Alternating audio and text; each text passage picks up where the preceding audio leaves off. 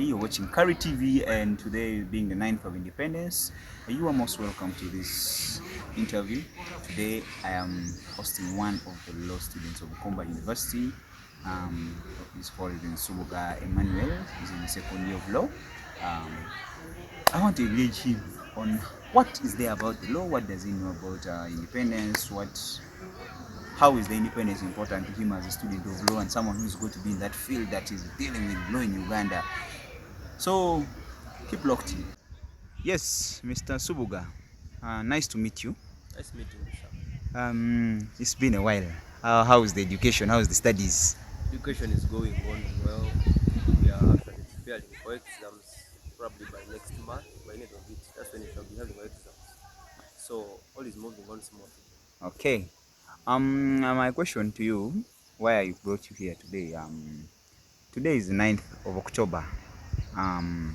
We are aware Uganda got its independence on this very day. To you as a Ugandan and as a patriotic citizen, what does this day mean to you? This day, as Uganda we attained our independence on 9th October 1962, and a broad aspect when we talk about independence, what comes into someone's mind? Because we've often been hearing people saying, I'm independent.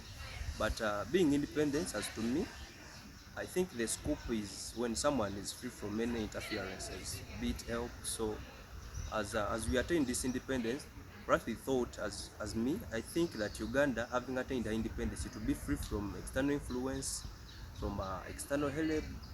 We expect nothing like colonial interference within the politics, the social way of living in Uganda. Okay.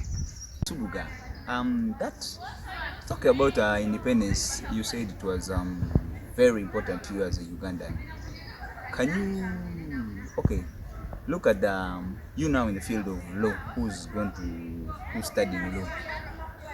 How is this constitution going to help you in your duties? As a student of law, I think it's quite even funny that when we attained our independence, I've just come to realize that we did not get the instruction manual referring to this independence, because you find out that most of the times this democracy that was attained during this independence, it has brought to the faces of the people in leadership the very means that we are being used to destroy it.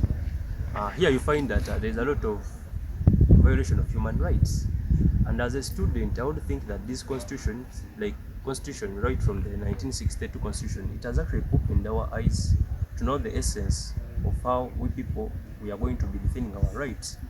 So I think it would be proper for us to reflect on what was the essence of its formation till date. So, Mr. Subuga, as I was saying earlier on, this constitution of 1962 will help you as a lawyer. So I want to find out from you, because I know, I'm aware, for the past governments, almost every government comes in with changes and amendments in this constitution.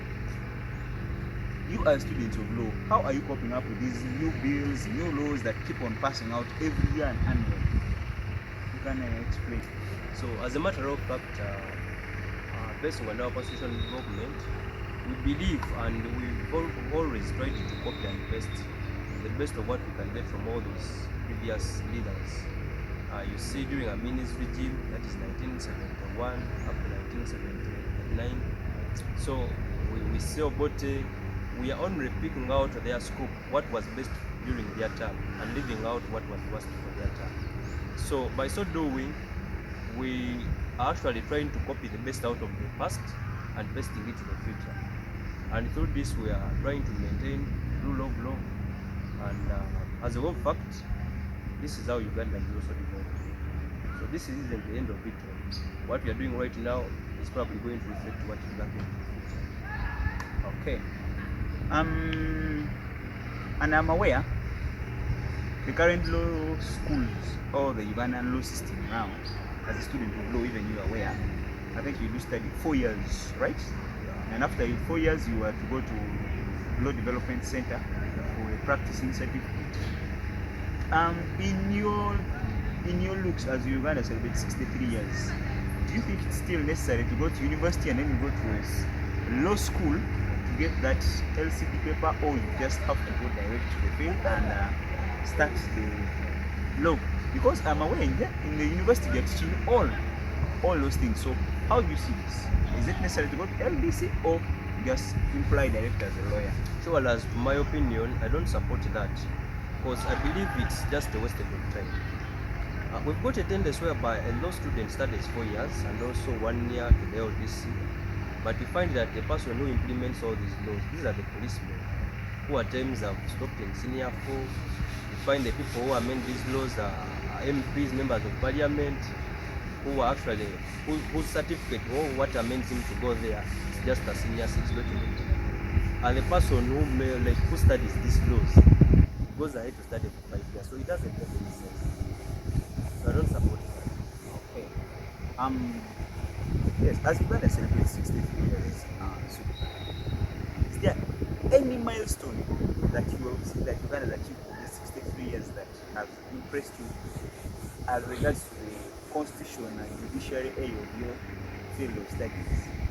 Yeah, actually there are lots, a number of them. First and foremost, Uganda, from where we started from, right from the time when we attained our independence, we've actually tried to be new. We've tried to be independent from those colonials. At times you find somehow, somewhere, you find your colonialism come like taking place to the affairs of Uganda, but not as it was during that time. We've got the homosexuality bill.